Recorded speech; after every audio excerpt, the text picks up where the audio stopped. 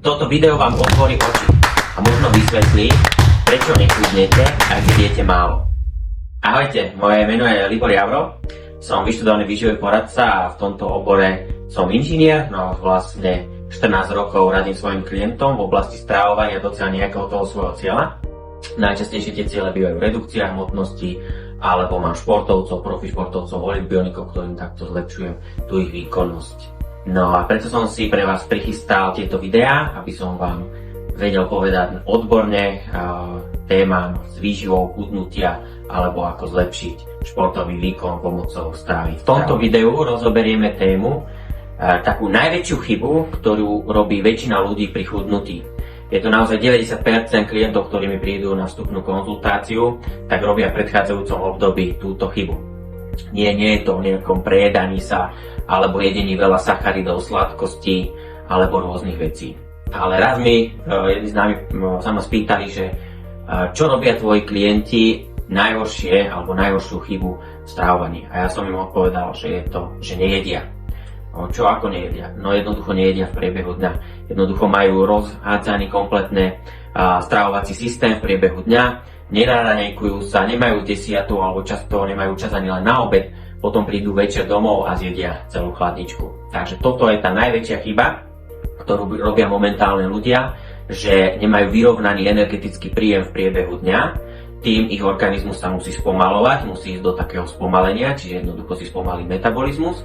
No a večer, keď prídeme domov, celý vyhľadovaný, pôjdeme sa poriadne nájsť a tam si náš organizmus spraví energetické zásoby. Takže toto je najväčšia chyba, ktorú robia ľudia v dôsledku chudnutia alebo naopak priberania na hmotnosti. Prečo je teda také hladovanie veľký problém z hľadiska chudnutia alebo naberania na hmotnosti? No je to hlavne v dôsledku toho, že náš organizmus je evolučne prichystaný na to, že keď máme nejaké dlhodobé hladovanie alebo aj krátkodobé, tak jednoducho sa nám spomalí ako keby výdaj energetický, čiže spomalí sa nám vnútorný metabolizmus. Náš organizmus ide do poklesu a jednoducho my pri prechudnutie alebo pri chudnutí potrebujeme rozhýbaný metabolizmus. Možno ste si všimli, že niektorí vaši známi veľa jedia, kamoška naozaj sa veľa naje a predsa má nízku hmotnosť, je naozaj veľmi štíhly. A je to hlavne kvôli tomu, že má rozhýbaný metabolizmus. Takže my toto isté potrebujeme dosiahnuť pre naše dlhodobé chudnutie. Ďalší veľký problém, ktorý robia moji klienti, predtým než prišli ku mne, je, že jedia nevyrovnane. Nie je tam proste konzistentnosť. Občas si dajú raňajky, občas na ne zabudnú, občas si dajú obed, občas na ne zabudnú, desiatu olovrandu už vôbec tu vynechávajú. Lenže pre vyrovnaný energetický príjem, na to, aby náš organizmus a hlavne vnútorný metabolizmus bol maximálne spokojný, je dobré, aby sme jedli pravidelne. Čiže pekne začali raňajkami, za tie 2,5-3 hodiny si dali desiatu, za 2,5-3 hodiny obed, olovrand večeru. Náš organizmus to má veľmi rád, vidím to krásne u tých mojich klientov, ktorí sa takto nadstavia na pravidelné jedenie v ich optimálnom množstve. Samozrejme aj to množstvo je veľmi dôležité, ktoré sa teda u mňa naučia, že koľko by mali zjesť ríže, chleba, zemiakov pre ich potreby. Takže toto je ďalší veľký problém, ktorý robia ľudia, že obecne, že majú nevyrovnané stravovanie v priebehu dňa alebo aj zo dňa na deň. Taktiež časté vidím takú chybu, že cez týždeň sa držia ľudia, majú dobrú stravu a cez víkend to veľmi porušia, napríklad alkoholom alebo rôznymi takýmito vysokoenergetickými pochutinami alebo pokrmy. No a tým pádom majú nekonzistentné stravovanie, čiže sa nekonzistentne stravujú. No a tým pádom to môže prísť k tomu, že nechudnú, aj keď si myslia, že cez týždeň sa stravovali dobre, ale práve naopak začnú naberať na hmotnosti. Takže to je ďalší veľký problém. Čiže čo sa deje s našim metabolizmom, keď jeme nevyrovnane alebo príliš málo k tomu nášmu energetickému výdaju v priebehu dňa? Ako som už spomínal, v prvom rade sa náš metabolizmus spomaluje, čiže je to podobné, ako keď dáme náš mobil do šetriaceho režimu, jednoducho si spomalí svoje energetické funkcie. Druhé, čo sa môže stať, môže sa zvýšiť sekrécia stresového hormónu kortizolu, kde prichádza taktiež skôr k naberaniu na hmotnosti, ako samozrejme k redukcii hmotnosti. Keď je vysoká sekrécia tohto hormónu, tak jednoducho náš organizmus ani nevie spáľovať svoje energetické zásoby. Taktiež samozrejme môže prichádzať k dlhodobému poklesu alebo výkyvu hormónov, či už štítnej žlázy alebo ženských hormónov, čo má všetko za následok spomaľovanie metabolizmu a následne náraz na hmotnosti alebo jednoducho nechudneme. Čiže preto sa vám môže zdať, že keď máme príliš nízky energetický príjem, tak nechudnem. A preto potom ľudia hovoria, že ja priberiem aj z vody, ale je to hlavne kvôli tomu, čo som vymenoval. Takže poďme na konkrétne odporúčania, ktoré by som vám dal ako váš výživový poradca po našej vstupnej konzultácii, keby som zistil, že máte nevyrovnaný energetický príjem, že vynechávate raňajky, obed a jednoducho dojedávate to až večer. Takže určite prvorade by bolo z mojej strany nastaviť vás na raňajkovanie, takže to by bol absolútne prvý bod. Ako som už spomínal, keď predtým by ste nemali radi raňajky alebo nemáte chuť na príjem energie, aspoň niečo malé by to bolo, či už by sme začali ovocím, alebo ovocnými šťavami, alebo záhrst orechov, alebo tým jogurtovým nápojom. Jednoducho dostať do vás určitú dávku energie. Samozrejme postupne väčšinou vidím aj u tých mojich klientov, že začnú plnohodnotne raňajkovať v priebehu 2-3 mesiacov, už majú normálne plnohodnotné raňajky. Druhá rada, čo by som určite vám povedal, aby ste mali optimálny energetický príjem v priebehu dňa, čiže nezabudali na nejaké desiaty, čiže dať si niečo malé, na 10. olovrán, môže to byť naozaj či už nejaké ovocie, alebo jogurt, alebo zelenina, už je to na vás, čo by ste si dali, ale jednoducho niečo malé. Malo by to byť samozrejme také veľké ako raňajky alebo obed. Potom za tie 2,5-3 hodiny by sme išli na obed.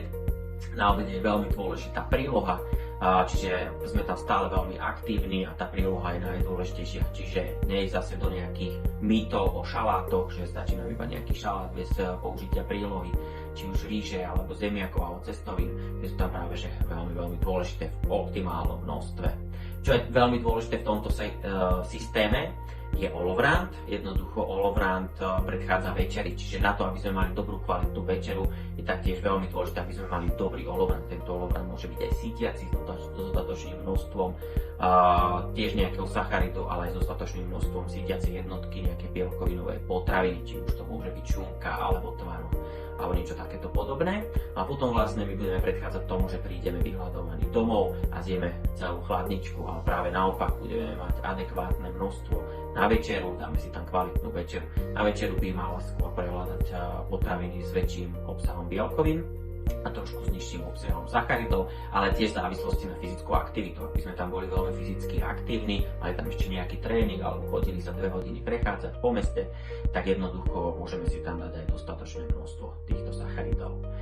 Čo by sme určite už na večeru a hlavne na druhú večeru nemali dávať, tak sú to tukové potraviny, jednoducho tukové potraviny ako orechy, syry, smotany, maslá alebo plnotučné mliečne výrobky. Toto najčastejšie moji klienti robia s týmto chybu alebo robili, predtým než som ich na to upozornil, pretože tieto tukové potraviny pred spaním nedokážeme už využiť vo svoj prospech, ale skôr nám ako keby zasytia ten organizmus a my ho nedokážeme tieto tukové potraviny využiť vo svoj prospech.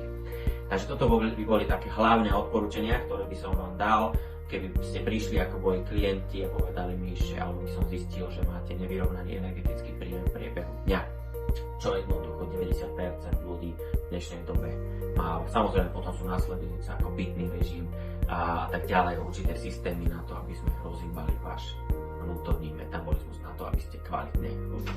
Takže poďme na tie rady, čo s tým spraviť, keď sme sa takto stravovali. Takže v prvom rade musím si povedať, že začnem jesť optimálne vyvážené v priebehu dňa, čo znamená jednoducho optimálny energetický príjem v priebehu dňa na tú svoju činnosť. Čiže nikdy nemôžem vynechávať raňajky.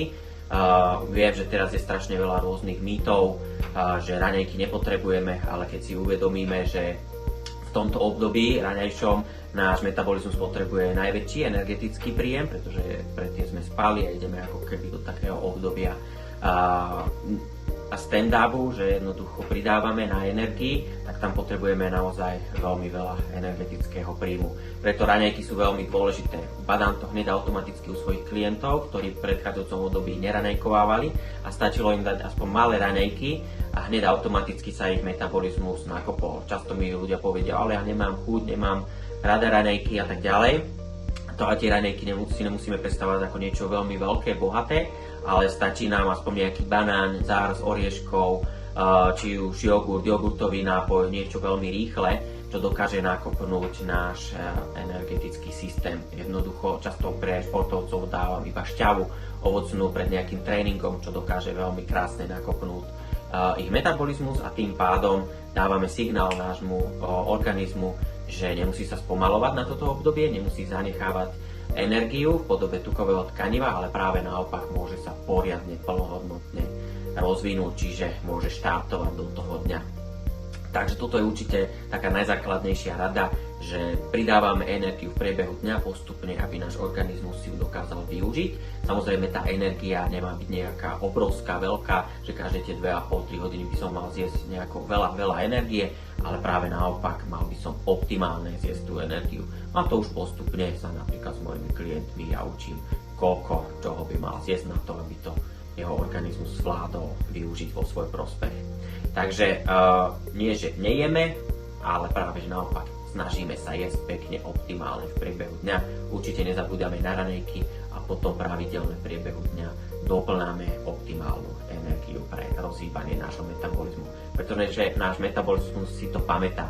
Keď mu dlhodobo nedávame v určitú dobu nášho dňa energiu, tak on sa tam jednoducho spomaluje. Pre správne a najmä dlhodobé chudnutie a potom následné udržanie si týchto schudnutých výsledkov je veľmi dôležité chudnúť naozaj optimálne s potravinami, ktoré máte radi. Jednoducho naučiť sa manažovať tie svoje stravovacie zvyklosti do takej formy, aby ste aj vy boli spokojní, mali aj svoj bežný život, na ktorý ste navyknutí alebo naučení a toto musí spolu zapadnúť. Takže je veľmi dôležité neísť chudnúť s nejakými hladovkami alebo odstraňovaním nejakými svojimi obľúbenými potravinami, ale práve naopak mali by ste sa naučiť manažovať to svoje vlastné stravovanie. Čiže jednoducho, kde robím tú najväčšiu chybu, zistiť to, potom zistiť, že aké sú optimálne porcie vášho stravovania na to, aby ste chudli a potom jednoducho vedeli si tieto výsledky udržať. Takže o toto všetko sa ja starám u mojich klientov a momentálne som sa rozhodol aj tieto témy rozoberať s vami tu na YouTube. Takže ak sa vám toto video páčilo, dajte kľudne odber, dajte like alebo napíšte mi komentár, s čím najviacej sa vy trápite pri vašom chudnutí. Ak ste toto video dopozerali až sem, dajte prosím like, odber alebo komentár, čo by ste mi chceli povedať.